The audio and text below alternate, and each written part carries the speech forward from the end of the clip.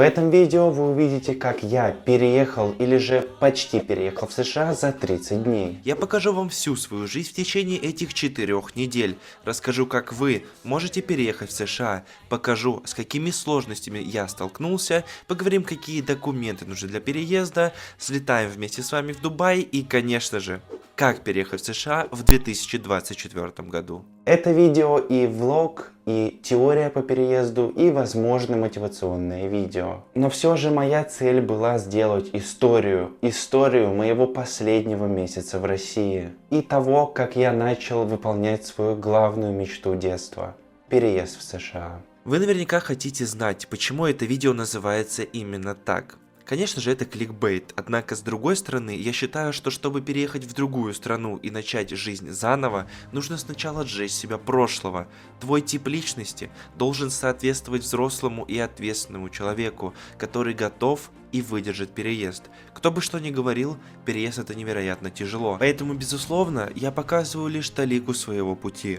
30 дней до переезда. Я уверен, у вас уже есть куча вопросов, что означает «почти переехал», когда я вроде бы уже говорю, что переезд был. Поверьте мне на слово, ответ в этом видео вы получите, просто хочется добавить немного интриги. Планировался и уж тем более был в процессе создания этот ролик уже достаточно давно. Это хроника за август 2024 года. Это начало моего огромного пути. Давайте начнем с небольшого экскурса, как я переезжаю в США. F1. Тип неиммиграционной визы, выдаваемый международным студентам для обучения в США, в том числе на временных языковых курсах. Визы этого типа выдаются американскими посольствами и консульствами. Виза иностранного студента подходит не только тем, кто недавно окончил школу или стремится получить академическую степень. Получить ее могут все, кто хочет поехать в Америку на длительный период, например, на курсы английского языка. Пару важных фактов про F1. Доступно для людей в возрасте 15-75 лет. Одобрение визы F1 с первой подачи составляет около 80-90%.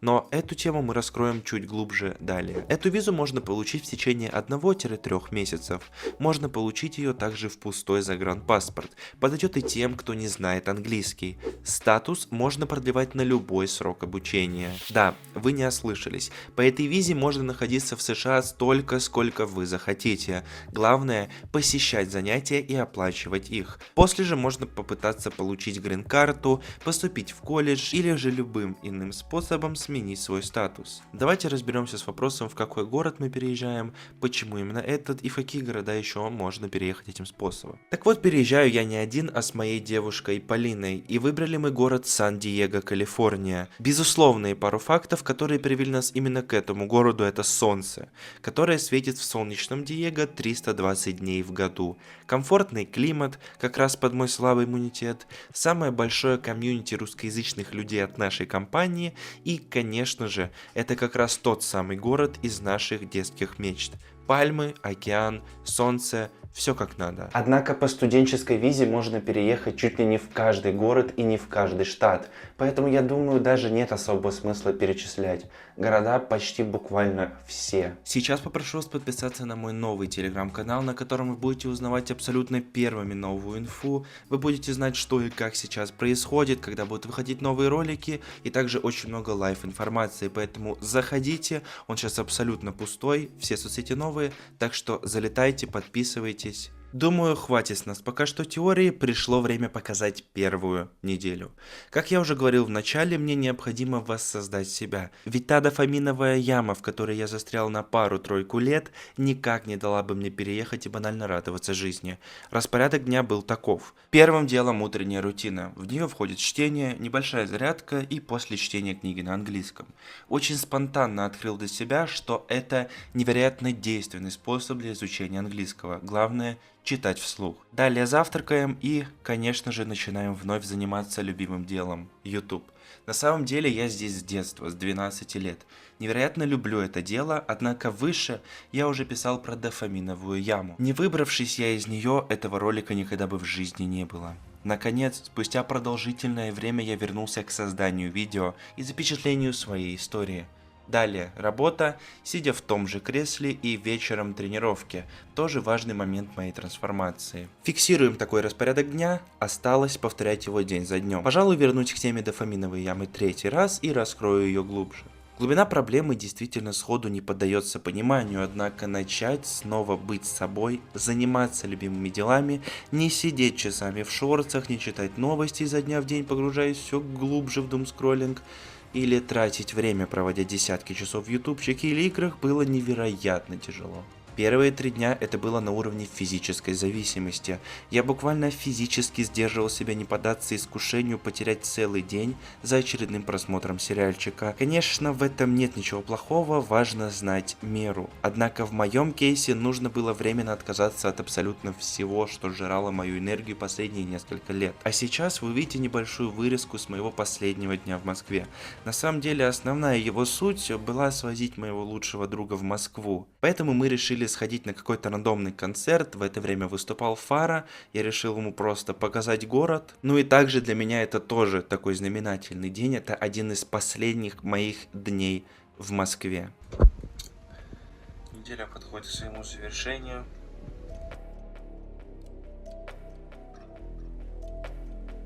И когда так я сейчас выгляжу.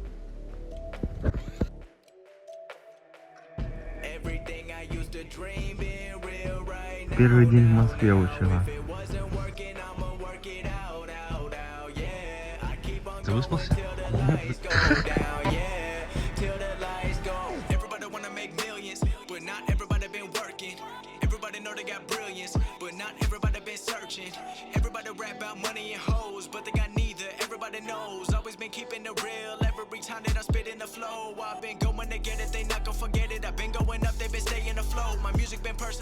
Этот момент видео я на самом деле даже не прописывал в сценарии, просто хочется передать вам небольшой месседж того, что гуляя по Красной площади, я видел несколько людей, около 4-5, это какая-то группа. Ты как Евгений Панасенко.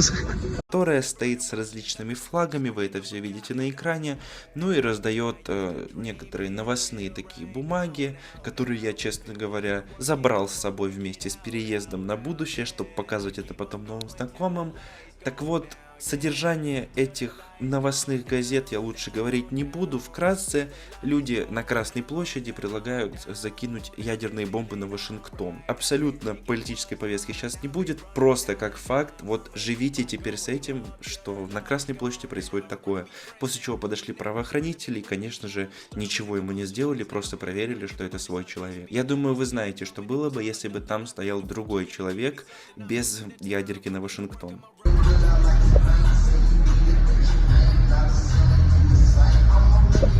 Смотри туда.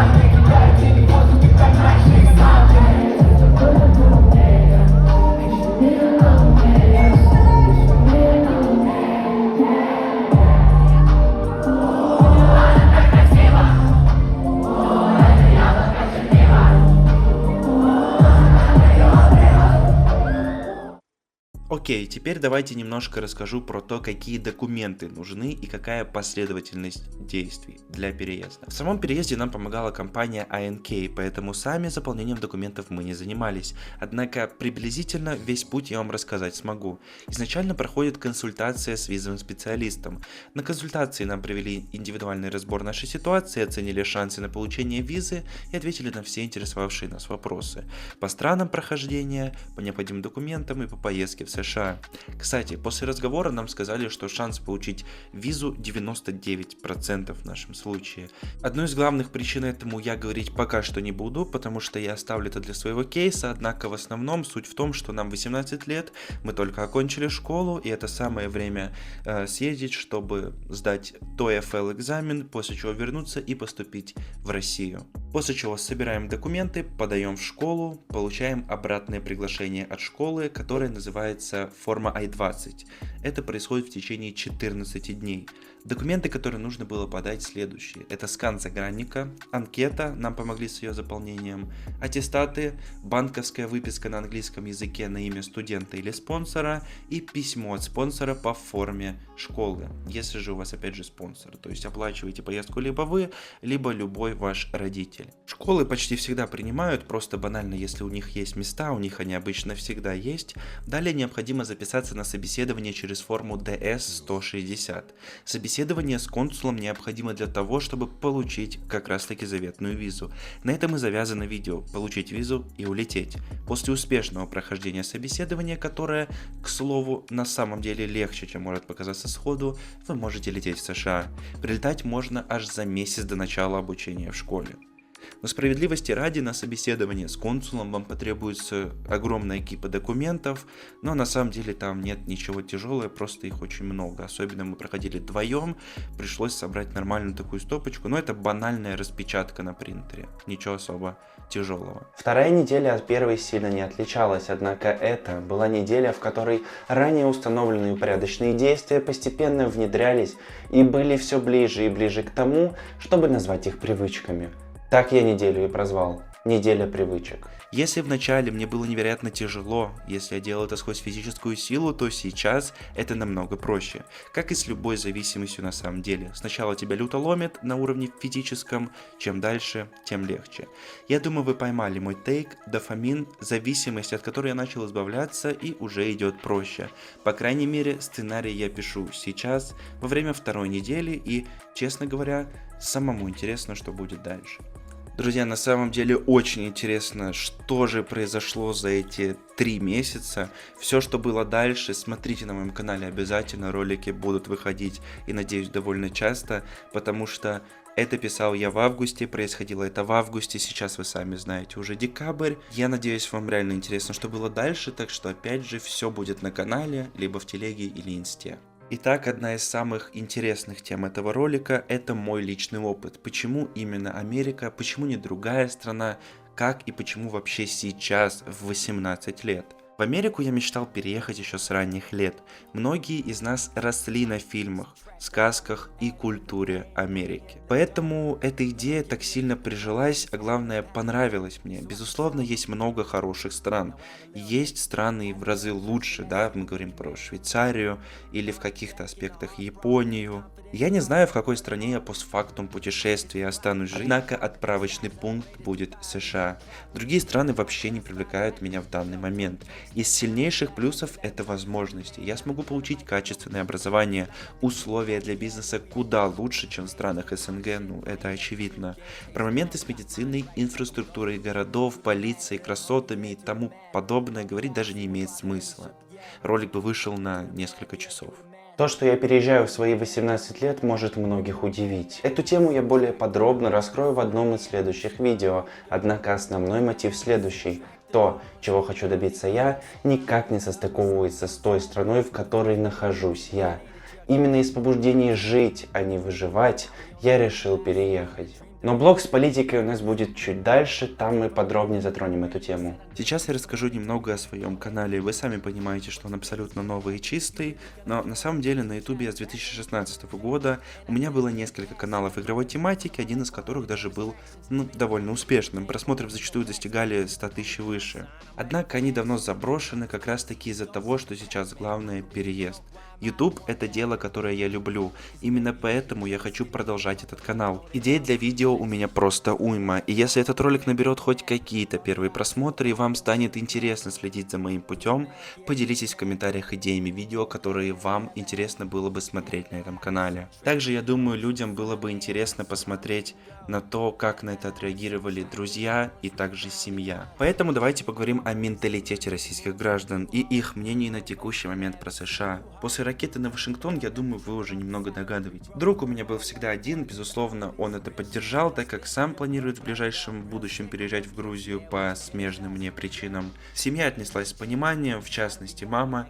Ну а насчет отца, воспитания ребенка в РФ, я думаю, вы сами догадываетесь, так что реакция отсутствует, но это лучше, чем плохая, когда детям запрещают куда-то уезжать и так далее, так что это, я считаю, абсолютно окей. Реакция была примерно следующая: если уедешь, флаг в руки, но я уверен, что ты никуда не уедешь, и Россия — это твой максимум. Также хотелось бы обсудить очень интересный момент, это мнение всех остальных людей насчет нашего переезда. Справедливости ради, точного мнения я не знаю. Вспоминаем политическую ситуацию в стране. Как думаете, рассказывали ли мы направо и налево о нашем переезде? Безусловно, нет.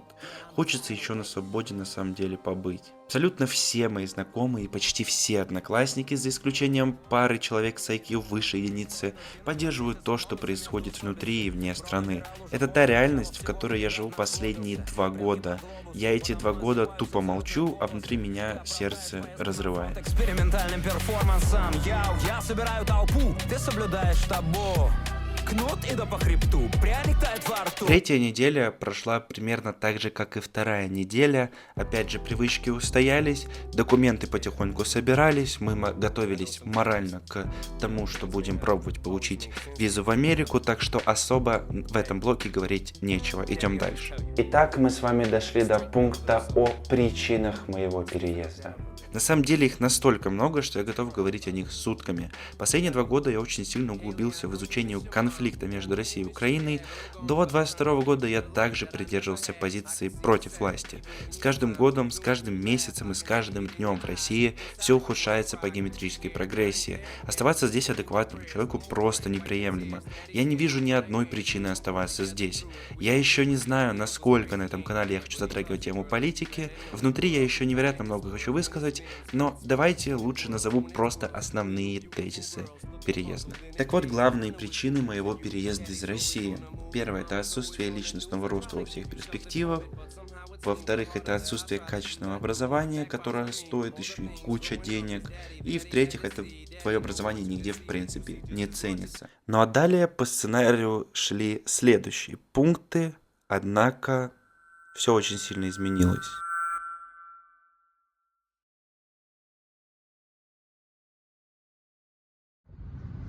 Такой вот ночной вайб здесь интересный. Такой это еще райончик. Чисто отели. Но прикольно. Ветер поднялся просто бешеный. В этом вот уголочке вроде нормально все. Тут выходишь. Вот сейчас понизился, но обдает нормально. Через час у нас выезд. Время 5:30 уже где-то. Это, конечно, люто некомфортно себя вот так снимать. Это мой первый раз. Стоит, наверное, описать свои эмоции. Не знаю, они на самом деле очень смазанные. Через 3,5 часа где-то у меня уже собеседование в консульстве, и я вообще в Дубае. Я об этом не мог подумать даже полгода назад, год назад. Состояние супер странное, вообще не хочется спать. Иногда пробивает, а потом опять адреналин просто в чат заходит. Я бы сказал, врывается. Спать не хочется, все готово, все документы, одежда, пиджак, там рубашка. Все выпарено, выглажено, все вообще идеально. Едем на Бэхи туда вообще 1:20. Короче, я не могу дать свой месседж, потому что мне очень странные эмоции. Какие-то вообще непонятные.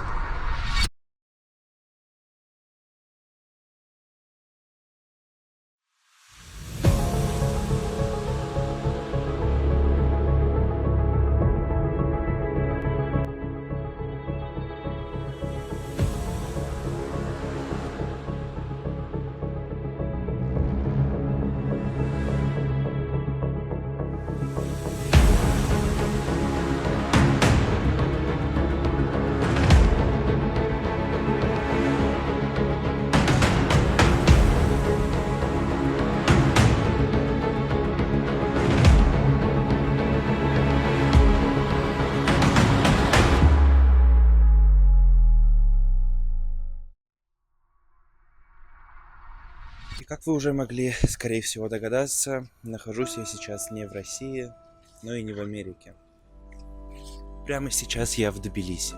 Я нахожусь в очень красивом парке, он находится на такой впадине между двумя горами, на которых такие совковые здания, однако граффити и урбанизм их дворов очень впечатляет.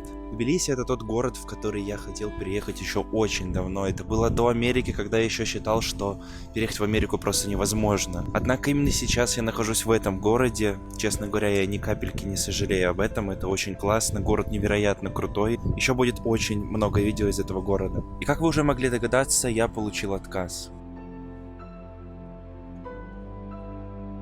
Я считаю, что виной этому банальная некомпетентность визового офицера, который решил не выдать нам визу просто потому, что мы русские. Перед нами было несколько шейхов, с которыми визовый специалист просто смеялся.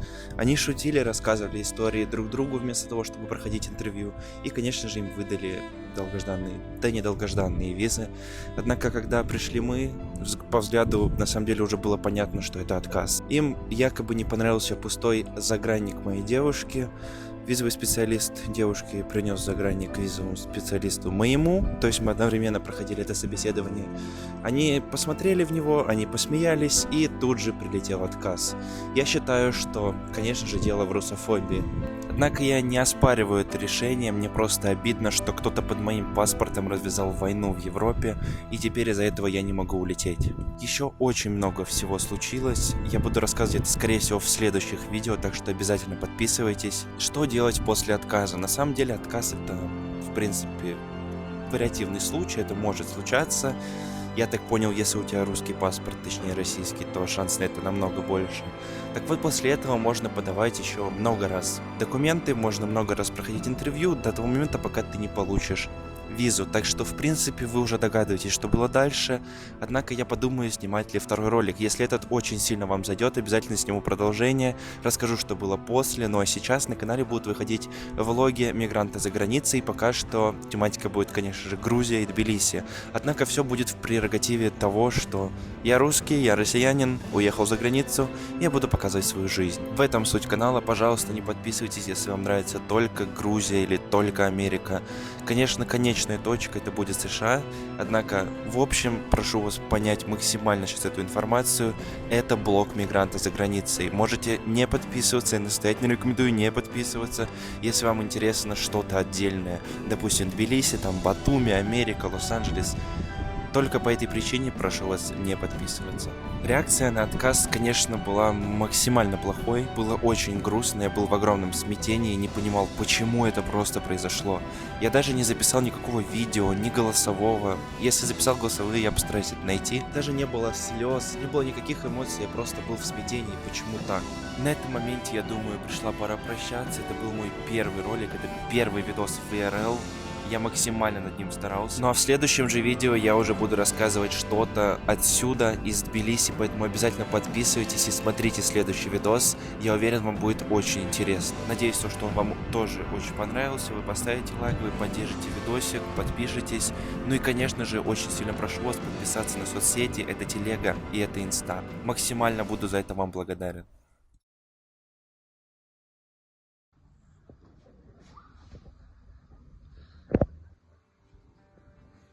Пройдет время, надеюсь, я буду заканчивать это видео уже в Америке. С каким-нибудь видом. Надеюсь, хотя бы получше. А то я на эти деревья 18 лет смотрю, что-то такое. Да уж, это, конечно, не Америка, но теперь намного лучше.